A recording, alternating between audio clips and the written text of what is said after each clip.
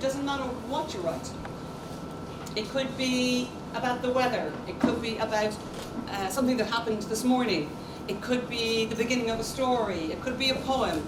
It could be a lot of opinions about this Irish woman coming over here to India and telling me I have to write something and complaining about it. Now, there are two things about this exercise. The first to say is, this is completely private. Nobody will ever read what you write in this exercise. It's completely private. So it's like you are talking to yourself, okay? So I won't ask you to read it. You don't need to show it to anybody else. It's like your diary, or it's like the inside of your mind coming out onto the paper, okay? So don't worry about what you write. You could write any old rubbish. That's fine. But the important thing is to do it, right? That's the first thing. It's completely private, and you can write anything you like. Now here's the hard bit. It's going to be for a 5-minute writing exercise.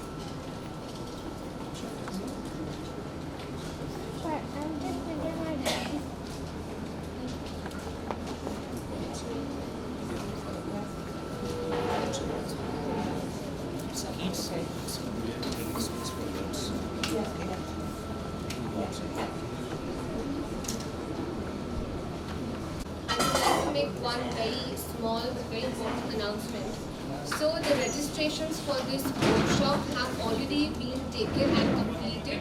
As the title suggests, it is the fiction writing workshop for the young, which means that it is for school children, and it is for young children up to 15 to 16 years of age. We have school kids who have come from the schools, and I can see that some of them might not get a place to sit. So I would have a very kind request from some of these seniors that in case you see a school children who is not getting a place to sit, could you kindly please offer them your place? That would be great help to us. Thank you so much. The ones who are still here, you can be seated. In case you see some of the school children not getting a place, we'll also arrange the extra chairs. We are arranging extra chairs as well. So yeah. All right. Please be seated. Thank you so much. Thank you.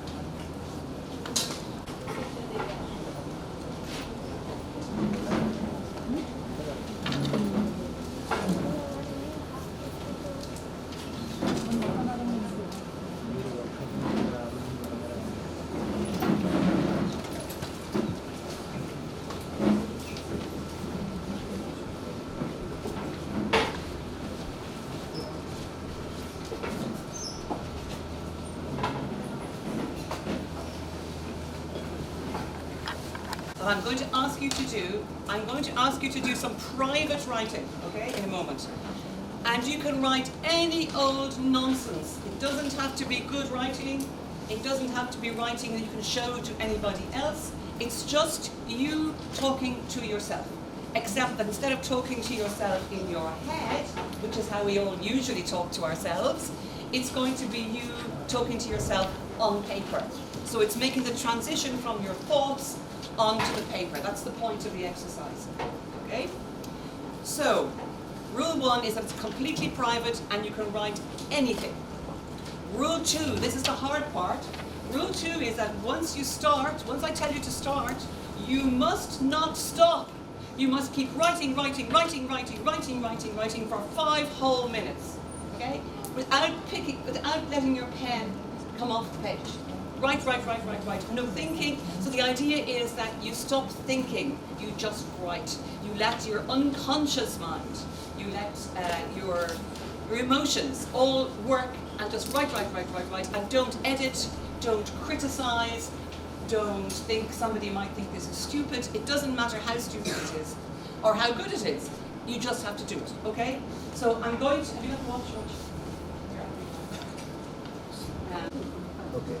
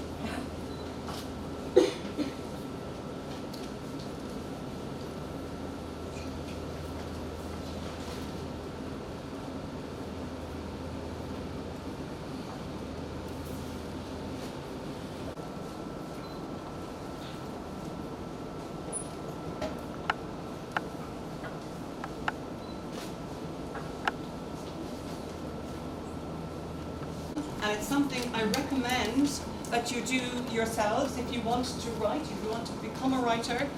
It's a very useful exercise to do maybe every morning before you get started, if you want to do, or before you get started on your regular writing, just to do this very free writing, completely nonsensical. Doesn't matter if it's nonsense. It could be very good, but it doesn't matter if it's very bad, because nobody will ever see it.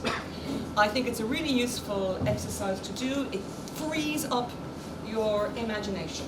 It allows your imagination to overcome your brain. Your brain is always telling you, this isn't right, this isn't good enough, you're critical. There's a critic inside every writer's head saying, it's not good, oh it's not good, oh it's not good.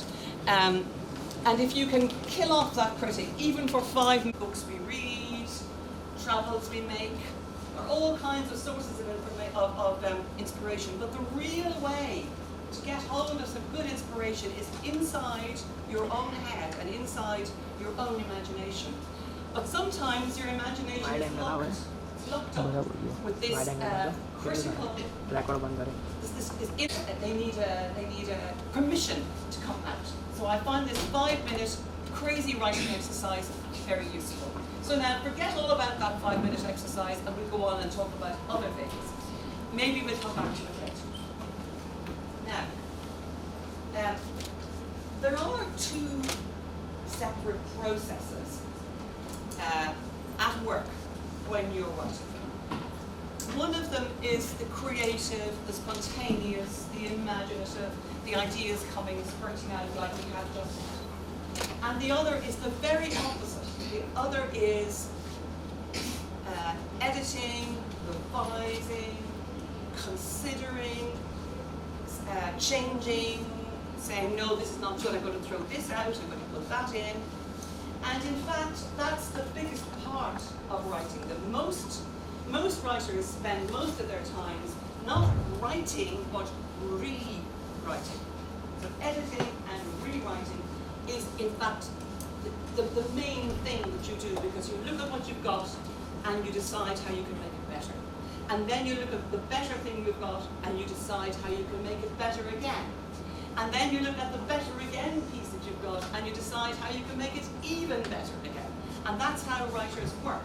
Now that's hard work, you know, because you have to keep working at it and poking at it and considering it and thinking about it. If you're a professional writer or you're a writer who works over a long period of time, you can do that because you can write something and then you can put it aside. And you can come back to it maybe a month later, maybe 6 months later, and then you can see new things in it and you can rewrite it, redraft it, and then you can put it away and you can go off and do something else and you can come back maybe another 6 months later. And slowly but surely the work grows and becomes something very polished and very beautiful. For most people starting off writing, you don't have the luxury of being able to put your work in a drawer for a month or 3 months or 6 months. And if you're at school, you have to produce something.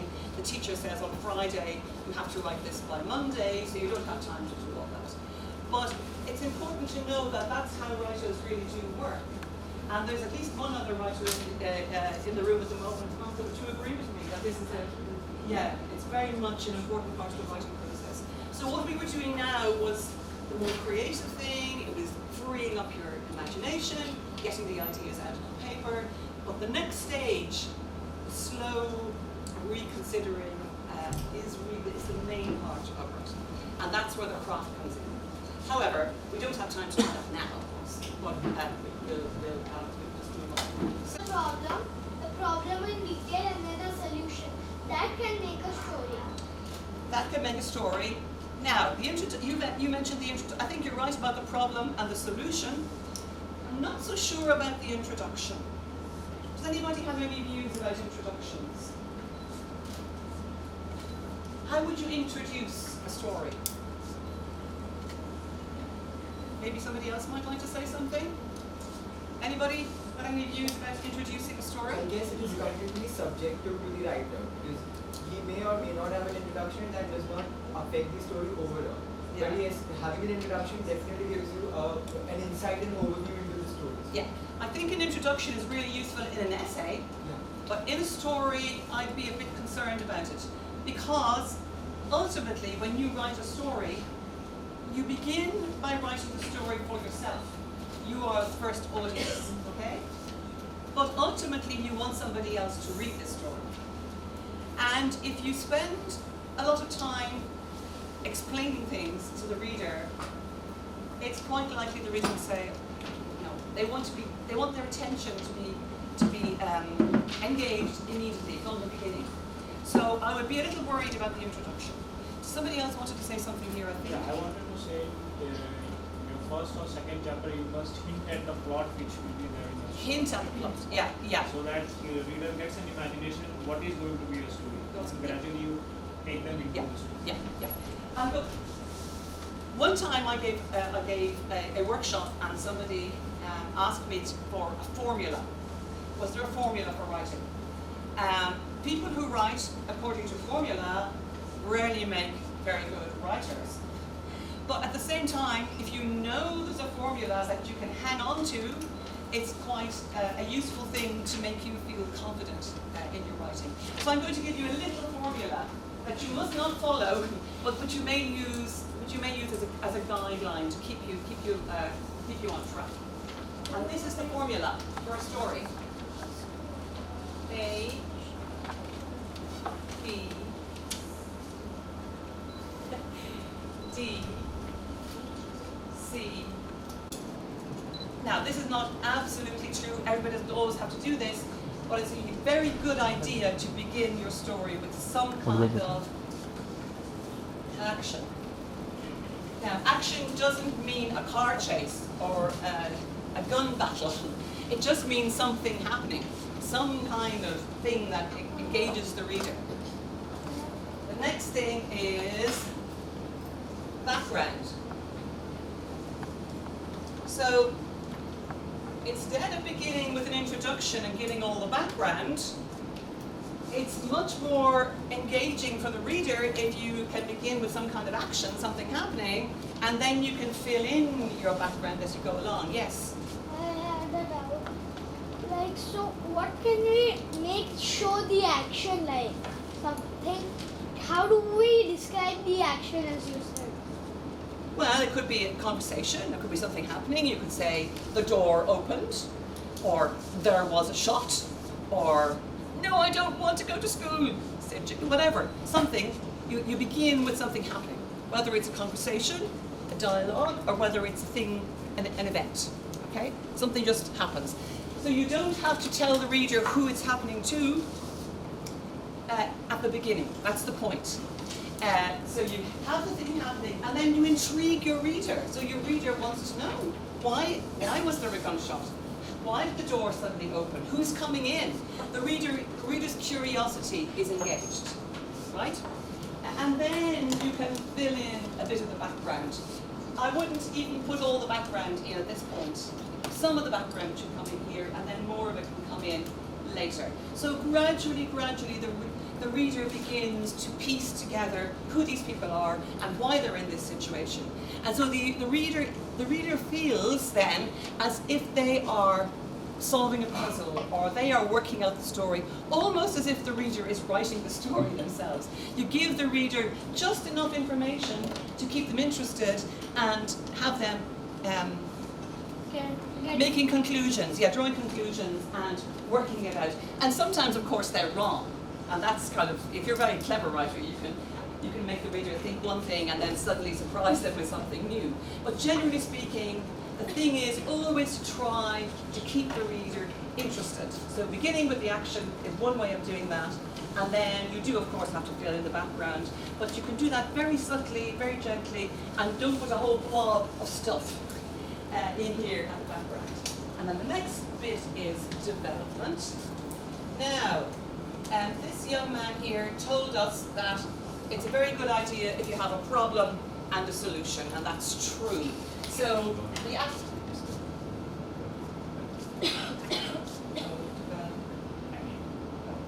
this is not going off. you're laying out the problem for the reader at this point. You're filling in more of the background. The story is beginning to build. The reader is becoming more involved in the story. And then something has to happen. We have to have a big thing, right? The story is leading up to something which we call the crisis, or there are very other words for it, all beginning with C, I can't remember, but anyway. Catastrophe. Could be a catastrophe, it doesn't have to be a catastrophe, but it could be a catastrophe. But something big has to happen. And it's really useful if this something big is something that is caused by the protagonist's personality or attitude. So the reader can see, uh-oh, this isn't going to go very well, and suddenly there's some big event, and the protagonist has to make some major decision, and of course it all goes wrong, and the reader thinks, I saw that coming, and the reader feels as if they almost made it happen, and then the crisis then has to wind down and come to an end one way or another, and we have the ending. The ending is usually quite short. So the main body of the story is going to be the background, the development of the crisis, and then the ending can be maybe just a sentence or two or a few paragraphs.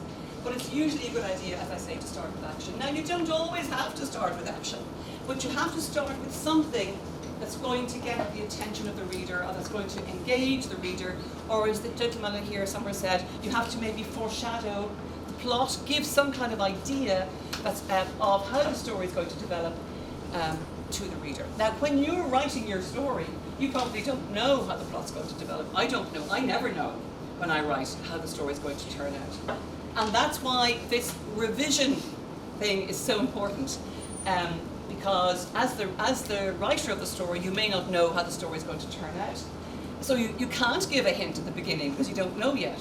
So then that's where the revision process comes in. When you get to the end of the story yourself, you say, oh, that's what was going to happen. Then you can go back and you can put in your hints to the reader. Okay, now, what kinds of stories do you think what kind of story do you think it's a good idea to write? I'm going to ask the young people especially this question. What kind of story would you like to write? Something like a suspense. Adventure, suspense? Psychological thriller. Psychological thriller? That's hard. You must give me workshop. Yeah, something okay, those are the kinds of stories. Now, are they the kinds of stories that you like to read? Do you like to read adventure and suspense? Yes. What about the person with the psychological thriller? Is that what you like to read yourself? Do you like to read that yourself? Yeah. And I think that's a really, really important thing to hang on to. Especially when you're at school, you get told to write certain things. That's what teachers do, isn't it? You must write about a mouse, or a pencil, or, I don't know, a family party. Or you get given themes, you get given things that you must do. But if you want to write stories for yourself, it's really important that you write what you like, that you write what you enjoy. Now, it's quite useful sometimes to write things that are not in your own style, because it's very good practice. And you can learn from yourself. When you watch yourself writing something that you're not used to writing, that's very useful. It stretches your writing muscles.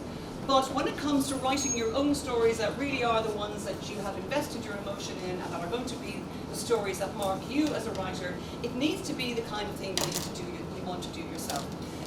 So many writers end up writing what their publishers want them to write. This is not always a good idea. What makes you a writer that people want to read is when you are true to yourself. So you have to write from the heart, from the place that makes you who you are. So if you try to write to somebody else's formula, or a formula that you think to hold on to, but if you stick to it rigorously, it won't be good. You have to write not to a formula, but to the person that you are, the writer that you are, and you have to write in your own voice. So everybody has their voice as a speaker, maybe as a singer, but every writer has their own voice also as a writer, and it's in your DNA. You can't acquire a new voice. You can only sharpen up the one you've got, you can polish up the one you've got, but you can't acquire a new voice because it's who you are. It's like your fingerprints. It's in your DNA. So go find your voice and then stick with your voice. And that will make your writing true, right? And if your writing is true, people will want to read it. It will resonate with people. It mightn't resonate with the whole population, but it will resonate with the kind of people that you want to read what you write, because they're people like you. And you might want to also win over some people who wouldn't normally read your kind of story, but that's great. But you must write in your own voice, true to yourself, and if you do that, that's what will make your stories unique. It will make it, because your voice is unique. Now,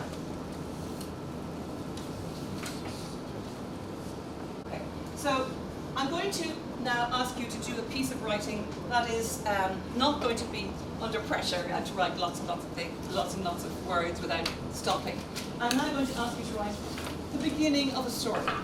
I'm going to ask you to just think of a way to begin a story that will entice your reader. And the idea that is you can go away from this workshop later and you might have a paragraph that perhaps you will develop. I once did an exercise about 15 years ago, because I'm very old, I've been around a long time, in a writing workshop, and I asked somebody to write the opening paragraph of a story, and she wrote the opening paragraph of the story, and then she went home and she wrote a whole novel, and the novel was published. So amazing things can happen at workshops like this. Somebody can write something and then it develops, and if there's enough passion, if there's enough of your own passion in what you write, you can develop it somewhat and take it somewhere really amazing. So best written stories, contrary to popular opinion. So I won't use the board, I will just do it orally. Okay.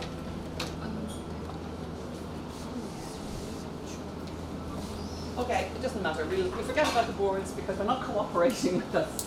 And I will give you the first line of a very, very well-known story. In a hole in the ground, there lived, a hobbit. That's the introduction. There's nothing wrong with having an introduction, it's as good as that. In a hole in the ground, there lived a hobbit. You know the story of the Hobbit? It's the first book that then the writer wrote and went on to write Lord of the Rings. So it's a big deal. In a hole in the ground, there lived a hobbit. Think that's a good opening? Yeah. Why I'm going to give you a completely different story, okay? On Thursday, when Imogen woke up, she found she had grown antlers. That's kind of intriguing. You know what antlers are? On Thursday, when she woke up, when Imogen woke up, she found she had grown antlers. And here's the third example. In the light of the moon, a little egg. In a hole in the ground, on Thursday, in the light of the moon. Anybody like to volunteer apart from this very, very young man here? Yes? Say again? The intrigue that it creates. The curiosity leaves the reader. Yes, but there's actually a formal connection. In each, yes? Kind of providing a setting. A setting, yes, a setting, yes, you're right. A setting in time or place, in all cases. And what the writer is doing in each case, there are three different writers, of course, is being very, very specific, or maybe you don't know what a hobbit is, but I'm going to tell you the story anyway. And here it is, there's a hole in the ground, and the hobbit lives here. So it's very specific, squirrel or fish or anything, we don't know.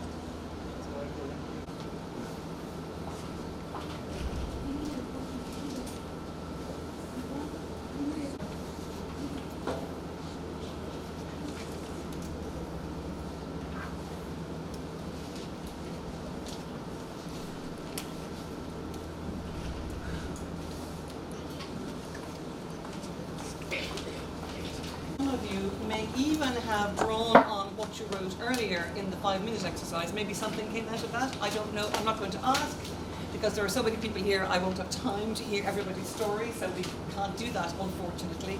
It's a very big group. But I hope you've enjoyed it. I hope you've learned even one thing. You know, everybody who comes to a workshop doesn't go away with the whole workshop in their head. But I hope that everybody who comes goes away with maybe one new thought or one new idea in their head, and they can take it home with you. Now, there's going to be a ceremony now to celebrate the winners of a competition that took place earlier, so I'm going to hand over to the organisers. And thank you all very much for being such a wonderful group of participants. Thank you. Huge round of applause for Dr. Parkinson. Up all the way from Ireland to grace our festival. Thank you so much, Rao. Okay, so now we have the certificates for the finalists of the story and poetry contest that we conducted in all of the schools before the festival. So do we have kids from Zebar school? Would you please raise your hands? Students from Zebar. Alright, do we have the students from Calorex? Alright, do we have the students from Shanti Asiatic School? Alright. So I would be calling out the names one by one, and the students can come forward and collect their certificates. Trisha Trivedi. Do we have Trisha Trivedi here? Do we have Mehak Raghuvanshi? Mehak is not here? Okay. Srishti Bajaj. Srishti Bajaj is not here as well. Emil Chirayan. A big round of applause for Emil.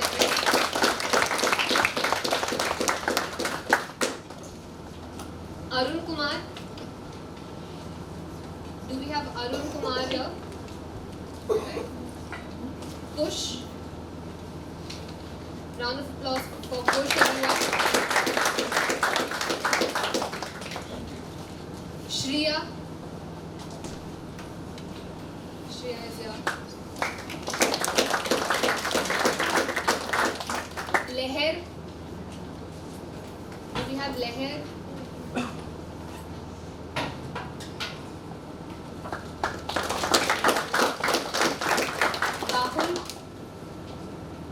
Rahul here?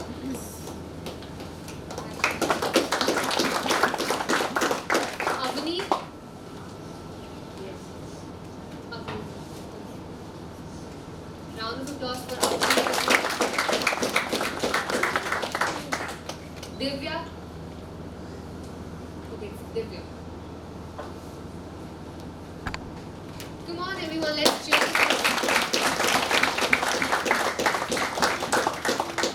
Prisha Campania.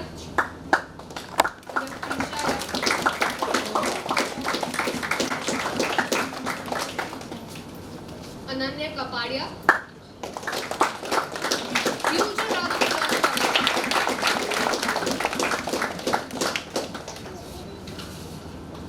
Bhavin Jain.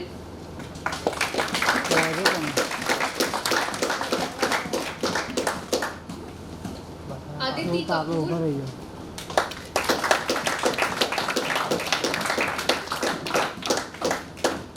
One of the brightest students of the Zebar school. Another round of applause for Aditi, everyone. Neerat Patel. Do we have Neerat?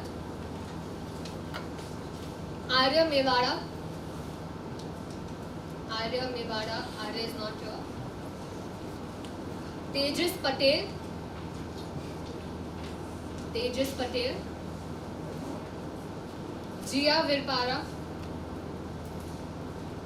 Is Jia here? Naiya Patel.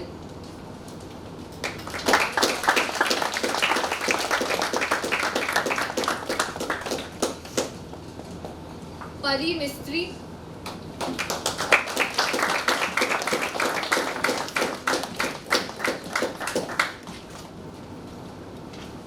Dasneet Bansal.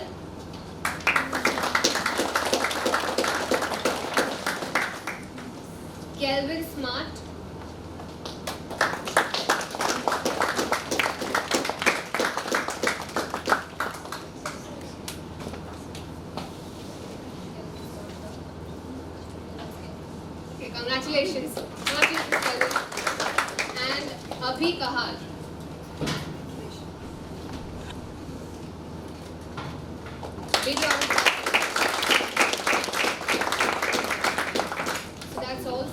Thank you so much everyone for attending this. To request you to proceed forward to the main hall where we have the panel discussions going on. Thank you so much. And thank you again, Dr. Parkinson. Big round of applause for Dr. Parkinson.